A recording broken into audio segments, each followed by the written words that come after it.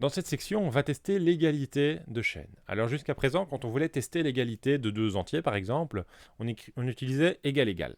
Alors, exemple, si je demande un entier à l'utilisateur, donc clavier.nextInt, je mets ça dans une variable, disons un int, ok, je l'appelle mon entier, voilà, je vais l'appeler mon entier, et je veux tester que cet entier est bien égal à une valeur prédéfinie. Donc par exemple, si j'écris entrée l'entier 4, mais évidemment je dois écrire ça avant de demander l'entier, sinon c'est pas drôle, voilà. Donc je demande entrée l'entier 4, et si c'est correct, je vais afficher bravo. Donc si mon entier est égal à 4, j'affiche bravo. Sinon, j'affiche raté. Ok. Alors avec ceci, normalement ça fonctionne. Donc si je lance ce programme-ci, que j'écris l'entier 4, j'obtiens bravo. Mais si j'écris pas l'entier 4, si j'écris 42, j'obtiens raté. Ok. Donc jusque-là ça fonctionne. Maintenant, changeons d'approche et demandons d'entrer non pas un entier, mais une chaîne de caractères. Par exemple, le mot bonjour. Alors, donc ça sera une chaîne de caractères que je demande à l'utilisateur. Donc je vais écrire clv.next. Et je vais tester s'il met ma chaîne de caractères. Alors je vais changer le nom de cette variable-ci, c'est ma chaîne. Et je vais tester si ma chaîne est égale à bonjour. Si oui, j'affiche bravo, sinon j'affiche raté. Et on va essayer, et on va voir que ça ne marche pas. Donc comment on voit ça? J'écris bonjour docilement, donc c'est vraiment bonjour, et c'est raté, pas de chance. Si j'écris autre chose que bonjour, c'est raté aussi. Ok, alors pourquoi? Eh bien, techniquement, ce qui se passe, c'est que Java, en utilisant le égal égal, il va vérifier que ma chaîne, donc la variable ma chaîne, pointe vers la même zone mémoire que la chaîne bonjour qui se trouve ici.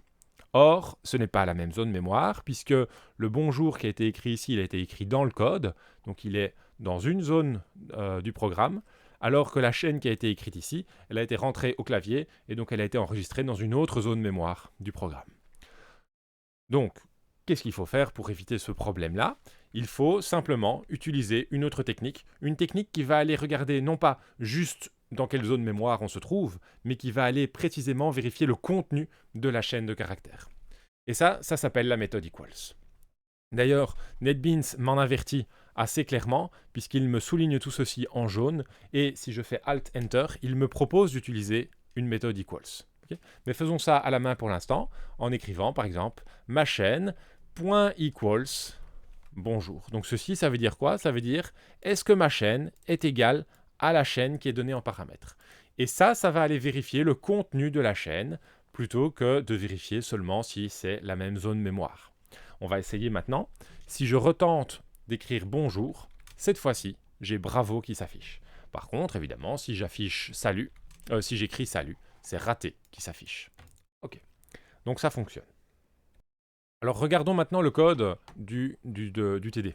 Okay, on vous propose de faire tout un tas de petits tests, et donc essayons cela. Donc je vais recopier tout ce texte, donc string text1 égale bonjour, et je vais faire ça hors vidéo. Voilà, c'est fait. Et donc maintenant, exécutons ce texte et voyons ce qui se passe. Alors, j'exécute. J'écris bonjour pour l'expérience. Et je vois que bonjour égale bonjour, c'est vrai. Ici, ça correspond à la première ligne. Est-ce que texte 1 est égal à texte 2? Et la réponse est oui. Pourquoi c'est oui? Parce que les deux bonjours ont été écrits textuellement, littéralement, dans le code, et ont donc été enregistrés par Java dans la même zone mémoire. La deuxième ligne, c'est est-ce que texte 1 égale texte 5? Et vous voyez que texte 1 égale texte 5, c'est faux. Texte 1, qu'est-ce que c'est? C'est bonjour qui a été écrit littéralement dans le code Java. Par contre, le texte 5, il a été obtenu en faisant la concaténation de texte 3 et de texte 4, c'est-à-dire le bon et le jour. Et ça, si je zoome un petit peu, ça n'est pas égal au sens de Java. Alors, il n'est pas dit que dans une version ultérieure de Java, ça ne va pas devenir égal. Mais en tout cas, dans ma version actuelle de Java, ça n'est pas égal. La ligne suivante, c'est est-ce que texte 1 égale texte 6? Et la réponse est encore false. Et si texte 6, à quoi ça correspond? Ça correspond au bonjour que j'ai écrit au clavier. Et donc on voit que le égal égal, parfois il est vrai, parfois il est faux. Et malheureusement, ça n'est pas cohérent avec juste le contenu du texte. Ça va vraiment dépendre de la manière dont a été écrit ce texte, soit dans le code source, soit au clavier, soit obtenu par concaténation dans le code Java. Par contre, avec la méthode equals, quels que soient les textes que je prends, eh bien le texte 1 est égal au texte 2, qui est égal au texte 5, qui est égal au texte 6, et donc ils sont tous égaux mutuellement. Et ça, c'est quand même heureux, puisque à chaque fois ça contient le texte bonjour. Ce qu'il faut donc retenir de cette section, de cette introduction ici, c'est que pour comparer des chaînes, bien, utilisez la méthode equals.